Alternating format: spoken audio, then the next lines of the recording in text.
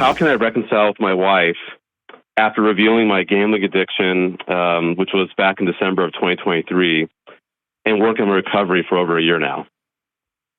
Tell me about it. Yeah, so we'll start with the 30,000-foot view. So I'm 47 years old. I was a compulsive gambler from 2017 to 2023. So about 7 years, which I hid from my wife. Sports gambling was the game of choice. I've been a casual gambler for a good portion of my life, probably since middle school. In small amounts, it was like office pools, fantasy sports, side bets, March Madness, stuff like that, occasional trips to Vegas.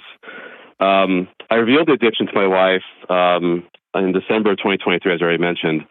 A letter came from one of my personal lenders, and she was questioning about it. And so it was pretty much as a volcano ready to erupt, as you know, with addictions. Like, the last year or so was absolute hell, with all these things coming in the mail, and I was like hiding and making up all these stories.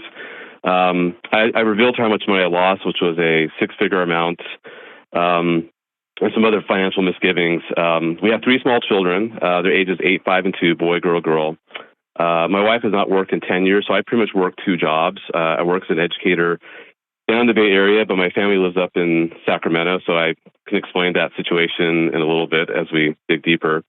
My wife is an amazing stay-at-home mother. She runs a phenomenal household, but again, she's not worked in nearly a decade. She was devastated when I revealed all this to her. I lied to her often. I was not present as a father. And she actually did question me about this back in February 2022. And I kind of made some stories and said, okay, well, I was gambling, but I broke even, and you lie as you do when you're in addiction. And then was in survival mode for quite some time, and then of course, the anxiety, all those things to start building up in you. And again, we've been married for a little over 10 years, but we've been separated for the past year. I've been going to GA.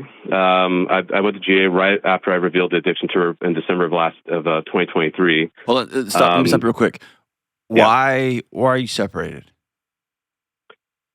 So she filed for divorce in January 21 of 2024. So after a few weeks after I revealed the gambling addiction to her, she initially said that we were going to work as a team.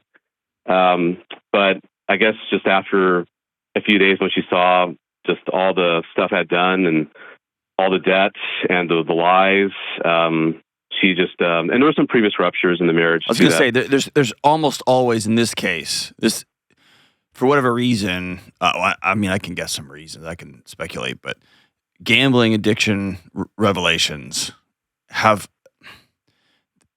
There's often the spouse responds differently than like multiple affairs or even drug or alcohol addiction. So that tells me there was probably, maybe not, but probably other things going on in your marriage for a long time. There was. And as anyone who struggles with addiction for 7 years of any kind, it like when you reveal that, right, then your wife almost like, I think of like, you ever seen Star Wars 1? Yes. You're from the Bay Area. You probably all watched that show. That was a very generalized statement I just made about all the tech guys, but they all watch Star Wars. Of course.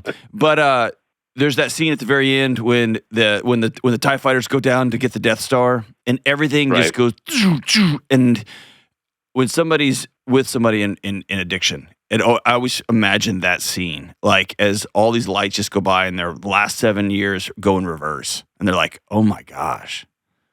Like everything becomes clear in that moment. You get what I'm saying? And there has to have been other stuff going on. Were you abusive? No, not at all. No physical abuse, no verbal abuse. I'm like probably the nicest guy you'll ever meet. But I do have an issue with avoidance. I do keep things to myself. There was other. I mean, kind of tell you some other things. Like I would unilaterally make financial decisions without consulting my wife. There were other financial issues like involving my parents. I didn't tell my wife. That created some hardship for us when we had to buy a house. I mean, I can get into more of those details if you want to, but there were, I mean, she didn't feel she was treated as an equal or as a partner with other financial decisions. I think it's way deeper than that. I mean, it's one of those moments that she knows something's not right for a long, long time. And when you put it on the table, it's like, oh my gosh, this is not He's not who I thought he was, right? And then so she files for divorce, but I guess y'all didn't go through with it. I guess she held. Well, so she hired an attorney around this time last year, and then and she told me she wanted to have this meeting with her father and her sister.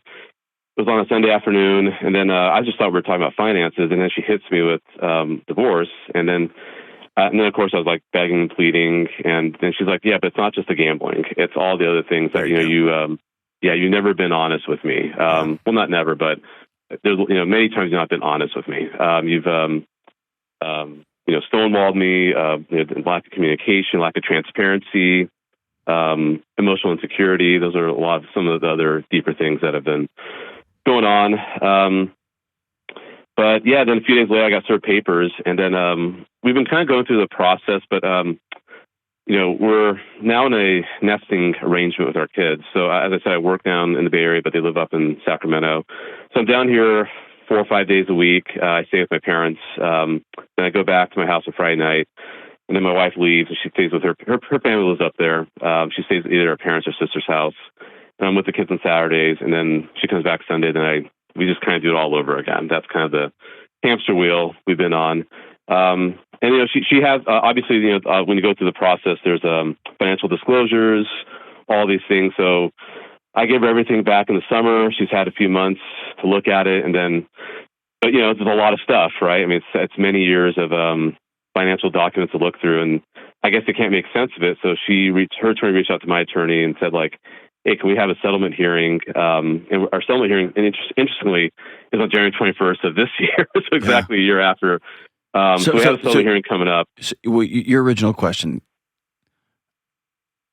My original question, yes. How can I reconcile with my wife? Because bro, she's divorced you. You're the tail end of a proceeding. We're the tail end of the proceeding, yes. So it sounds like for a year. And man, I hate to link these, okay? And I can be out of line here.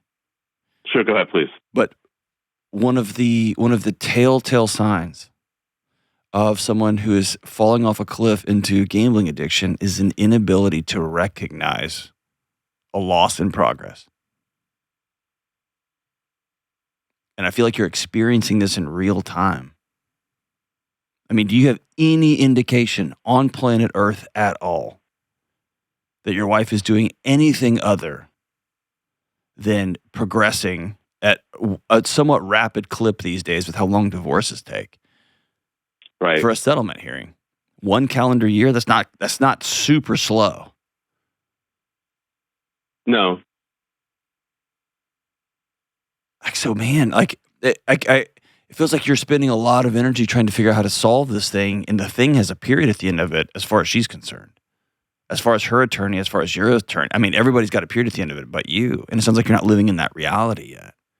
Am I off? Kind of. I mean, I will say I have experienced. The year 2024 was in some ways obviously a challenging year, but a good year in the sense that I did experience a lot of character change. By going to I attend 3 or 4 meetings per week. It's amazing. I'm super proud of you, by the way. That's awesome. It's awesome. And I got a sponsor a few months ago. I read literature. I'm a more present dad than I was before, where I'd not pay attention to my kids. I'd be on my phone looking at, sports stats or things like that. Income's gone up by 32%. Debt's gone down. My wife and I, we do work well together with the finances, with the house, with the kids, with the education. So we've been communicating well with that. And, we're in the house at the same time many times because, we are in a nesting arrangement. And, again, it's this weird situation. Have you taken her to coffee and said, "Do you want to still be my wife?" I've not done that, no. Okay. Anything other than that is you creating a fantasy and really trying to hang on to it tightly. Right. And short of that hard conversation, because here's the other deal. You might get the terrifying clarity that you've been trying to avoid for a year. Probably, yeah, you're right. But maybe she's like, "Yeah, I've been waiting for you to ask." I don't know another thing to do. Y'all are being civil. Y'all are acting like adults, which I'm super proud of you. You're working your butt off to change who you are. Like from the inside out, man, to heal. That's amazing. And there's Right. still this humongous blind spot. There's that old, it's one of the most haunting movie lines I can ever remember. It's from the movie Magnolia, Paul Thomas Anderson movie. And it just repeats throughout the film. You may be through with the past, but the past is not through with you.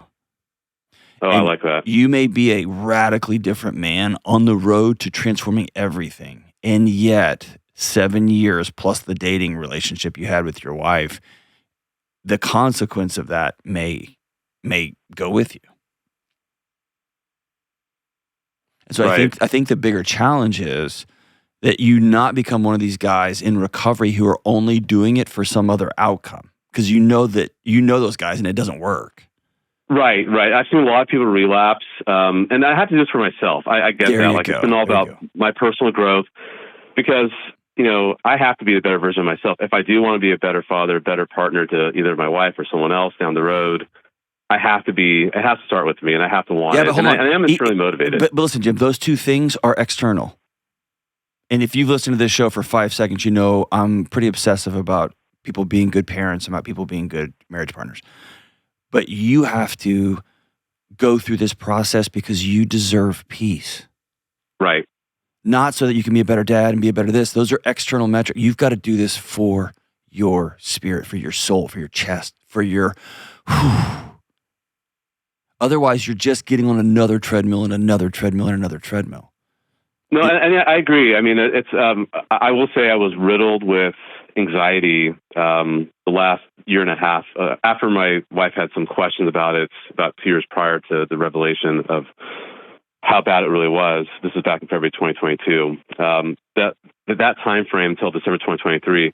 Yeah, no, it was hell. And I am more at peace. They have that serenity prayer. When you go to the meetings where they talk about the serenity to accept the things you cannot change, the courage to change things you can, wisdom to know the difference. And that really sticks with me because I do feel less anxious now. But which is great. You're less anxious because you had your catharsis. Right. Like you lanced the boil, right? You opened the infection up so it could drain. And that Right, always feels exactly. better. But my fear is you have done all this work and you're like, look, assuming or expecting that she's going to go, you're right. True. Yeah. I would agree. And so I think you've got to make space in your sobriety for staying sober when she says, I'm buying you out of this house. My dad's writing you a check. You're not welcome here anymore. When she says, I've met somebody else. You've got to have a space for sobriety there, because there's nothing in your story that tells me anything other than y'all are heading for a mediation on the 21st, a settlement, and your attorney's going to recommend you write her a check and everybody move on. Do you get what I'm saying? Yeah. No. I mean, no. That's the harsh reality. So I mean, if I'm you, there's that. It's one of my favorite quotes ever. It is, conflict deferred is conflict amplified. Hard conversations put off simply create way bigger explosions. And so, man, I can't recommend enough that you say, hey, can we go grab coffee? And I was thinking about doing that, right? Yeah, that's what I was considering doing. And you should feel real anxious. You should feel real nervous. And I want you to practice with a sober mind, head directly into that anxiety. And call your sponsor before, call your sponsor right after, but head directly through it, brother. And sit down and say, I still want to be your husband. We're heading towards this settlement. Is there any chance you still want to be my wife? And I will say I did approach the topic of reconciliation in March of last year, like only after 2 months of recovery. Yeah, that's silly. And she was like, you're crazy. And then she just unloaded on all these previous ruptures, which I wasn't quite present to, which was great to hear. But she was just like, yeah, you're just nuts. And then, all the crap that comes with the divorce stuff, which is really not great. Like the custody mediation, and then she changed attorneys midway through because she wasn't happy with the first attorney, and then that's right. All those, and then then balls in her court, and now this is what she wants. They say, okay, well, we have to sit down and talk. Yes. So I want you to, with fervor, chase reality. solve for reality right now. What is actually true? And I might have to practice being sober in that reality, and that's going to be really hard. And I thought meetings have been hard for the last year, but they weren't as hard because I was working towards getting back what was. What was is gone. Even if she comes back to you, your marriage is completely new because she knows you as somebody who lied to her face for 7 years and hid things and put her and her kids at financial and emotional risk, significant risk. And so there's going to be years of trust rebuilding, even if she says, yes, I'm interested in being your wife again. But nothing you're telling me suggests that at all. In fact, the opposite. I'm moving towards the closure here. And so, man, for your sake, having that direct conversation with a loving spirit and a gentle spirit, and she might look at you and say, no, don't ask again, please. That's the best path forward. Otherwise, you are just trying to solve for fiction, for a fantasy. It's not real.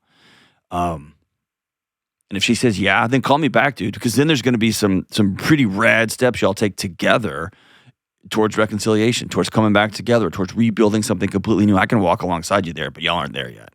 Right now, you're at, do I need to accept the reality that it's just coming towards me like a speeding train, or is there a possibility that she's going to change her mind at the last minute? I hope so, man. I'm a romantic at heart, dude. I really hope that's what happens. But I don't see any indication here, man.